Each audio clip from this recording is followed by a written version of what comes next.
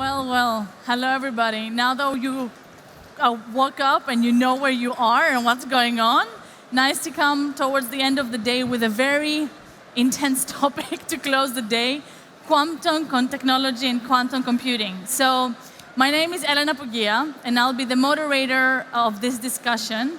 I'm very pleased and very lucky to be with all these three speakers. I'll get to introduce them in a minute. And basically what we're looking at today is about quantum computing and how actually this is the next frontier for computing and innovation, and how we can actually, what is the advantage and the leverage that we have from the European perspective. So we have here Pirkka Palomäki, who is the founding partner at MAKI.VC, and they are investing heavily in early stage startups when it comes to quantum computing. But then the pioneer actually, and the really expert who really heavily invests in quantum computing from the beginning until the end is Niels Nielsen, founding partner at 2XN.VC. But of course, this conversation about Europe would be nothing, we would have nothing to stand upon if we didn't have with us Natasha, who's actually working in the ICT from the Danish perspective, and she's actually the CEO of the Danish quantum computing community. So she has a lot of things to tell us about from the community and the European perspective. So I would love for you guys to first briefly introduce yourself as well, because I'm sure I don't do justice to what I already said. And maybe I can also just tell you a little bit about where I'm coming from and why I'm moderating this discussion. I am the founder of Dataconomy Media, which is a media outlet that writes about exactly these topics, from innovation to data, machine learning, and AI. So I'm really curious to see if I have any stories out of this discussion. So, Pirkka. All right, thanks. Hi, everybody. So, a little brief background of myself. I've been a founder. So I think it's super essential when we do early stage investments that you've been there, hands-on, hands dirty. Been an operator as well. Spent a lot of time in cybersecurity, almost 17 years, wearing a folio hat, which has a little bit of a connection to quantum as well. And then nowadays, and then been an angel investor, was one of the first investors in Wolt, the food delivery company, and then a little more than 6 years ago, we started MAKI, and we do pre-seed seed investments, currently investing from our second fund. I'm based in Helsinki, but we do mostly Northern European countries we've invested. Deep tech, but also more of a generalist side, a couple of quantum investments that we've done over the two funds. You already did a good job, and I would just correct your introduction because you're saving the best for last, right? So quantum is the highlight of the day. Can we agree on that? Yeah. I'm the CEO of the Danish ICT Industry Association and also co-founder and the co-chair of the Danish quantum community, as you said.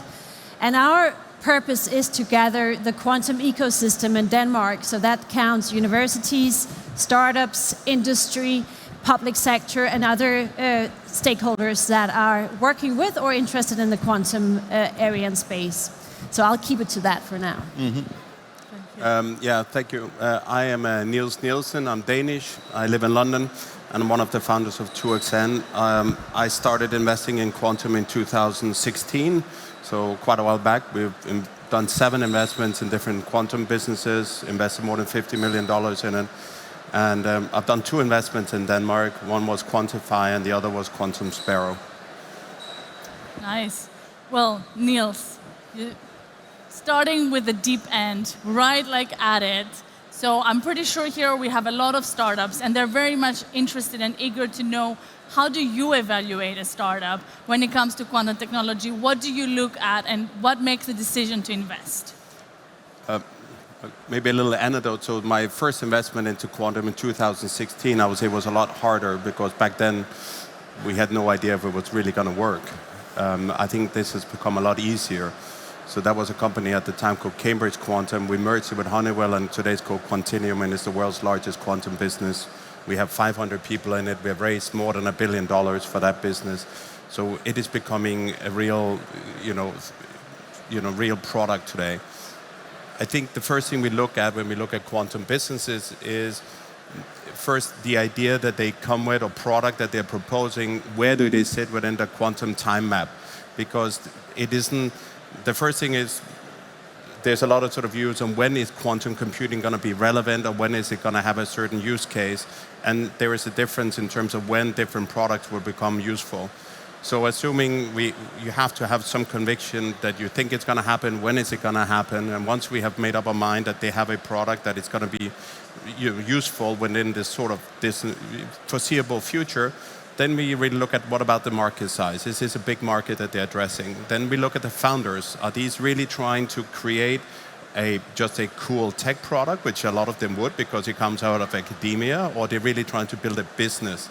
And therefore, that is not as obvious that is the case. Once they pass all of these hurdles, we go deep into due diligence. We look a lot at the IP. We look, do they have a moat? Is it something that is protectable? And then, we ultimately will make a decision as to if we invest or not. Right. So actually, like a lot of the usual steps of like evaluating a startup just that is in quantum. I think the challenge is that there isn't any company in quantum today that has proven the business model. So there has to be a leap of faith involved in this, and you need to have a conviction that this is going to be a massive market.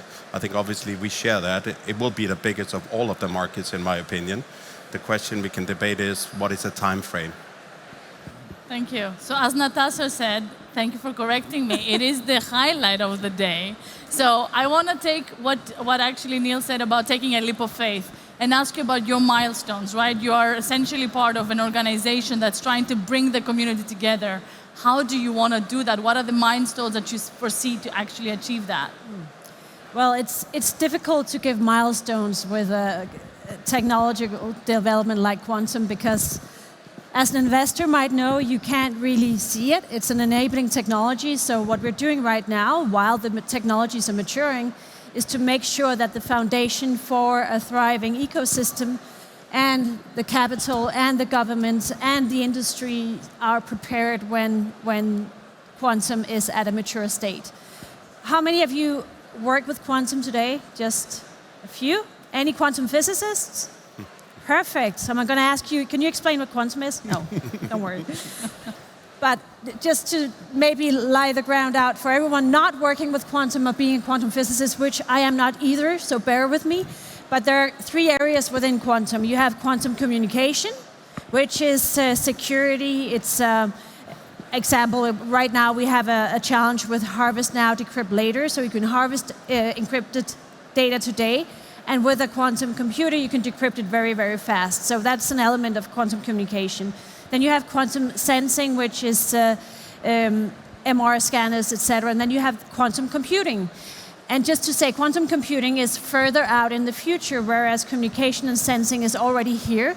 So when we're talking about quantum computing, there are different areas maturing at different time sets. So back to the milestones. So the areas within quantum that are mature and is in use already, what we're doing with that is making sure that the industries are getting access to the development, making sure that we have enough skills. Right now, we're actually the country in the world educating most people within quantum per capita, but that demand will only increase, so it's too little. So making sure we have that capital in terms of skills. And then on another side, with you two representing that area, but quantum is super difficult to understand because it's not mature, you can't see it. It's not like a smartphone, it's inside our smartphone. So anyone can say, we have a quantum technology, please invest in it. So it's really hard for investors to see, is this bullshit or is it actually something that's tangible or will be tangible? So that's why we need the skills to collaborate with the investors to make sure that you go beyond the bus and into the technical parts. And lastly, Denmark has been in the forefront of quantum for many, many years. We have a significant legacy after the Niels Bohr Institute and Niels Bohr's work, but we haven't really acknowledged that we have this treasure until lately, where we had Anthony Blinken, the US foreign minister, visiting Denmark. The Danish government understood there's something we might look at, and the funding from the governmental side was very, very little at that point. But just now, recently, we got two elements of a quantum strategy in two parts, where we now have 250 million per year. Previously, we had 80 million over 3 years, from 15 to 18, just to compare it. So don't leave, it's going to be much more exciting, promise. But just to say that it's the government side, it's capital, it's startups, and it's also making sure the industry gets access to that. Sorry for the long answer. but it only makes sense, that kind of long answer, when you're trying to coordinate so many different stakeholders. And thank you very much also for differentiating between the three different fields that right now are moving fast and developing.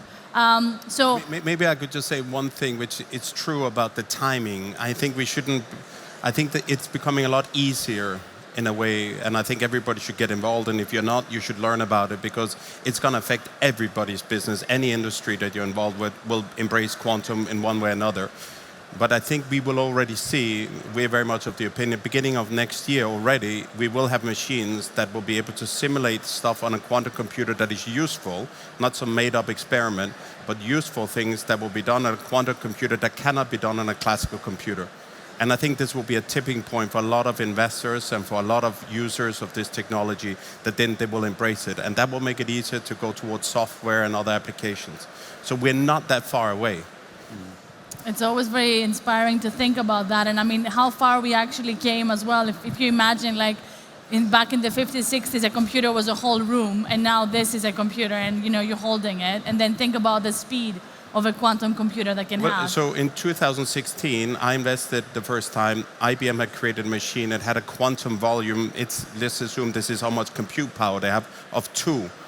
This year we reached 500,000. Next year, early next year, first quarter next year, we have 1 billion. So this is the speed at which these machines are now accelerating. So this really is happening. And you might have to add, there are different areas within quantum computing, depending on how much noise and error correction you have. So IBM is very far on one type, Microsoft is progressing on another, and Novo Nordisk has put more than 1 billion kroners into developing their version as well. So just to say, there are many religions within quantum computing alone, and also many predictions on, is it 2 years, 10 years, or 15 years? Sure. Yeah. I love the excitement. Quantum guys. volume takes a little bit into account these things, but you're absolutely right. At qubit, we shouldn't look at. It doesn't mean much. That's true. So we already heard, Fraki, from Niels how exciting and how fast this is coming together. Yeah. So from your perspective, you're also investing in quantum computing and technology startups. So what makes it stand out for you? What makes you decide to invest in one of them? And what kind of disruption do you foresee in the future? I think in general we invest in many deep tech areas beyond quantum, so it would apply to all of the deep tech cases that we're looking for radical breakthrough. That's easy to say in quantum. If you're able to deliver, you're going to do a radical breakthrough, so nothing incremental. The other area is kind of that there needs to be a strong technical foundation, because funds have a 10-year life cycle, and I think we need to be able to see some sort of a time to market that aligns with that one. So we wouldn't be investing in research projects, so there should be already an IP in place, or there's something that has been done in academia that can be transferred into the company. And do you have a technical due diligence? How do you make sure that, what actually was mentioned before, that there's a risk that potentially there's not a technology behind, or everything is a facade? How can you make sure that what you're investing in? Absolutely, that's a good question, because obviously I'm not a quantum physicist either. So when we did the IQM investment, first of all, it needed a lot of capital, so it was a very atypical seed investment. So I think it was the largest seed round that was done in Finland. I believe something like 10-11 million for a seed round, which is kind of still insignificant how much they have raised after that. So it's a very capital intensive area. So we needed to form a syndicate of investors, and then we had 5 independent technical experts in the area. And obviously when you have science involved, you get an answer that you don't get an answer that this works or that this doesn't work, but you have to then interpret that. And I think in all, deep tech investment, you are taking more of the risk whether you are able to deliver the product, but if you are, you have very little market risk. The market will be there if you're able to deliver, and that's a very different angle as investing into B2B SaaS, where technical risk is very small, but then you take the market risk. Are you able to be competitive and gain that market share? So it's a very different game in terms of when it comes to deep tech investments. And it has a long cycle until you actually see the product, right? What is the typical cycle? Well, for IQM, they've already delivered 2 systems, 20 qubit systems. So we were always laughing that some of the lower tech companies have been slower at delivering products. So it doesn't. I would agree with Niels that it's probably we're not talking about a very long time frame now that we're going to see kind of like the quantum supremacy in Europe as well. Quantum supremacy. Yes. I like that word. Going back to Europe, going back to you, Natasha. Thank you very much for giving us a perspective of how the Danish ecosystem is and what exactly you're doing with building the quantum computing community here. But actually from a European perspective, right? What could give us, when quantum technologies are so close to see like the effects and actually to use them on a daily life from potentially the next year, how can Europe stay competitive? And how can the nations within the European ecosystem collaborate in a way that will create and facilitate this kind of community on that perspective? Good question. I'll try to answer. I think we are all boggled by, we don't have the unicorns that the US or China has produced over the years, but we're actually having a chance to make that progress within quantum because many European countries are working on this area. But so is China and so is the US, so the competition is very close as well. But if we can make sure we get some good frameworks for IP, if we can make sure that we have some frameworks for how to use the technology, which is, if you think AI is crazy, add that to quantum and you can't even imagine it. So having that framework and standards for how we work with the products, making sure we have the capital presence, so when these early stage developments become more mature, that we have the funding to also support them in capital when they grow, and we don't lose them to the US or to the East. So that's one area. And right now we're seeing NATO has placed 1 out of 2 global accelerators actually in Denmark. The other one is in Washington, D.C., which is an accelerator that combines collaboration between the public and the private sector. So it's developing technologies within defense for NATO, but also using that knowledge and development to make commercial products, which is super important. And we're seeing a rapid increase in the interest in that. We had 30 spots at the accelerator program, and we had 1,200 applications, which is amazing because that's the talent pool we need to make this work. So just to say, there is a lot of traffic out there from research side, from startup sides. We have wonderful startups in Denmark as well, and many startups. So we're having a position in Europe which is significant. We just need to make sure that we act fast enough with the capital we need, and that we remember we're in a global competition that is very, very fierce.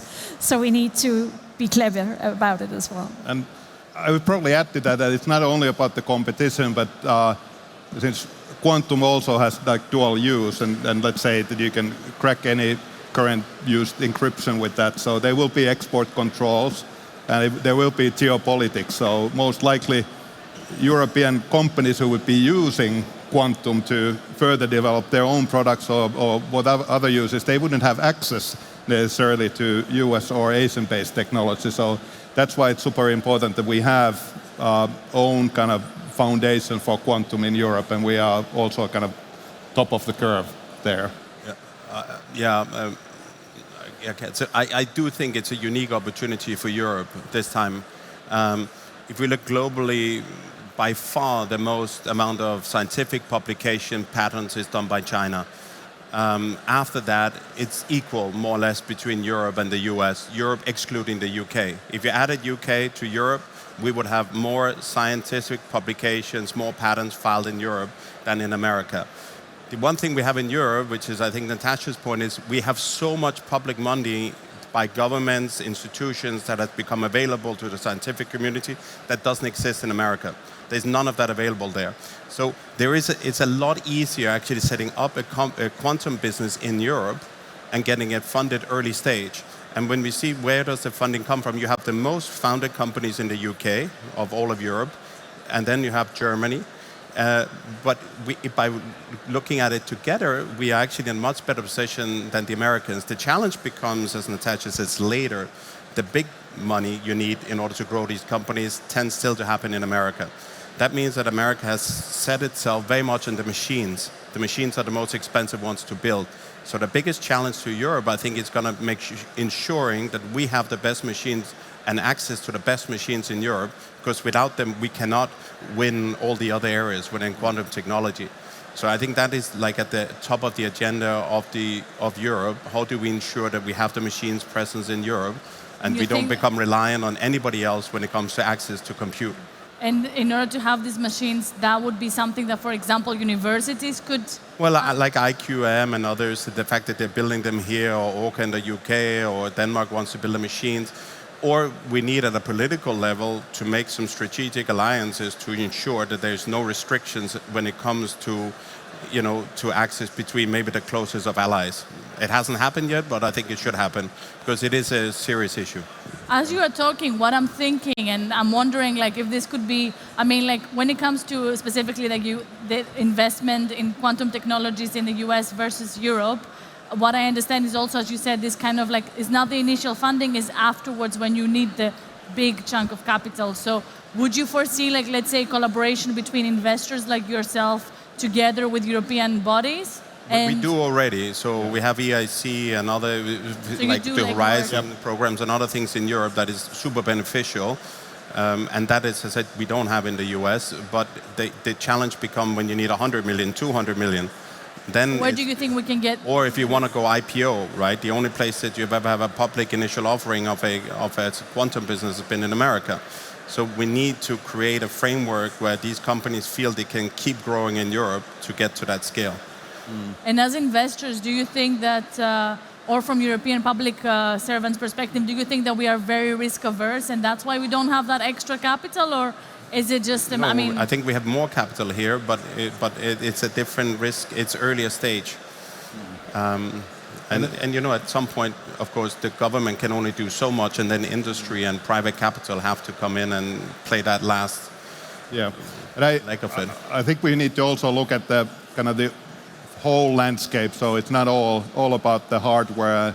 We need the whole software stack there as well, and we kind of like now talking about like semiconductors being developed, and then make the computers in it, make the operating systems and the actual applications. And the difficulty for software, kind of the software layer, is that it's hard to demonstrate when you don't have these existing systems that you get the quantum advantage in place. So we've seen that there's a lot of companies that you might get seed funding, but then it's like super difficult, especially these times, that everybody's looking at that, okay, well, what are the revenue numbers and anything, and if you don't have the systems, then you don't have the faith in your hands. And one of the kind of what helps there a little bit, at least like one investment that we did on the software layer, was that they still have an application that they can use using the existing supercomputers and cloud computing there. Even though they didn't get the full benefits, you can do all the algorithms that you can do with quantum computing, but you can develop existing business out of that.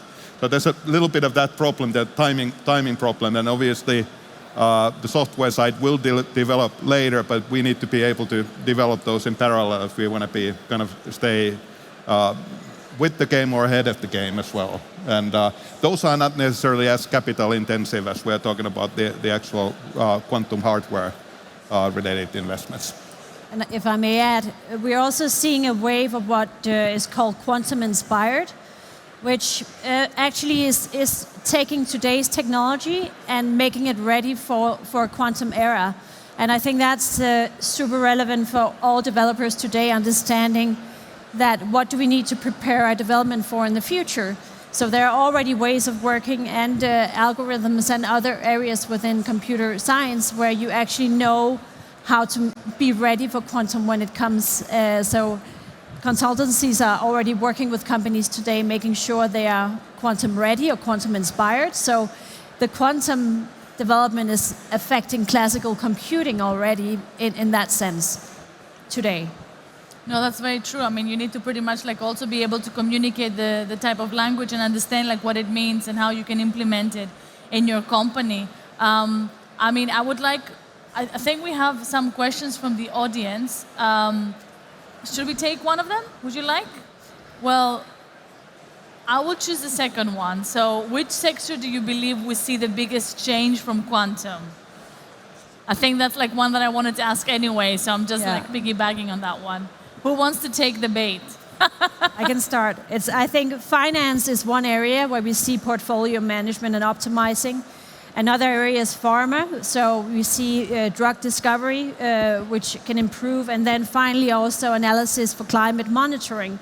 So there are these huge areas where quantum is, and just to state that, quantum is not going to replace classical computing, it's complementary to classical computing. You can't use quantum for everything, but it's a super powered way of calculating big numbers. So it's ideal for that sort of industries that have those challenges. You might want to add to that. Yeah, I think the first place we will see it is in condensed matter physics. So this is material sciences coming up with new materials. It's a lot easier to simulate. So this will happen very rapidly. Then molecules and these things will be discovered on quantum computers. We probably need a few more years for that. But where a lot of money is going in today is into cybersecurity. Although it might still take several years for us to break RSA encryption or something else, we can't really wait. The time it takes us to upgrade the entire infrastructure is going to be as long as it's going to take us to get there to break the systems. We know what needs to be done. We know how we protect them. So a lot of money is going into that. But I think it will affect almost everything. I think AI and quantum is going to merge as well. So there is no future augmented generative intelligence that doesn't have a quantum angle. I'm positive about that. It's just not possible to generate these models that doesn't have a quantum angle. And that comes down to, I think, the first question, what is a qubit? Because this is really about how quantum works. It just works in a fundamentally different way than a classical computer does. It doesn't look at these problems in a binary way. It doesn't calculate from one end to the other. It looks at all of the problem at once and solves for it. And that is much more how we work as beings. And that's why I think that combination of quantum and NLP is the future, which is QNLP. QNLP, thank you. Enriching me with new terminologies and new ideas for articles. Yeah. I would then jump to the last question. Perhaps you want to take it, Pirkka, about the development cycle in quantum computing comparing to a regular development cycle. What is the difference and how does the stack consist of? That's a tough question as such. Obviously, if you don't have the right people, the development cycles would be infinite. So, in that sense, but we haven't seen kind of like with the right staff and right people. I think the difficulty really is kind of the availability of the systems. You have to probably use simulators, and then it's more kind of like how can you demonstrate then the quantum advantage? That's really still the biggest problem there. I don't think in any case would be hard to compare. I believe kind of like when you're doing kind of cutting edge software development, it's like creative artist work, and then it's hard to compare. Like, is it longer to develop a masterpiece Art 1 or a masterpiece Art 2 in that sense? So it depends on the artist as such. But that's kind of my blurry answer. Okay, one last question. We have 1 minute to go. So, and I think that's an interesting question for early stage startups. Do you see a challenge regarding the access to quantum computers for early stage startups? IBM, they have, sorry. Yeah, I was just, I think you can have cloud connected quantum computers available. So if you want to do, you probably wouldn't afford to have a quantum computer at your premises. So we see cloud computing coming into quantum already. So I think it is a huge challenge. I think it's one of the biggest challenges because there are not very many quantum computers in the world today that are worthwhile running an experiment on. So people end up using simulators. So it's really difficult to raise money if you're a startup. And as we just discussed, like how do you show to your investors that you're actually doing anything useful and that it works on a quantum computer? And even the biggest quantum companies that have useful machines might only have 50, 60 hours of compute time that they can sort of give out to the community. The rest is either used by themselves or it's given to one of the preferred clients. So this is a big problem. And if I might promote IBM, they have a framework called QISKit where you can actually access quantum computers today. So that is fairly accessible. But other test facilities also within quantum optical sciences and other niche areas, you need access to the universities, but it's actually available from IBM right now. Awesome. Well, all right, time is up. I'd love to have a photo with you on stage, because why not? Just like one last photo here, because we're at TechBBQ. All right. And thank you very much to our audience. Great panel discussion. Very exciting to hear about the quantum technology and what we can foresee in the next couple of months, eh? Let's go. Thank you.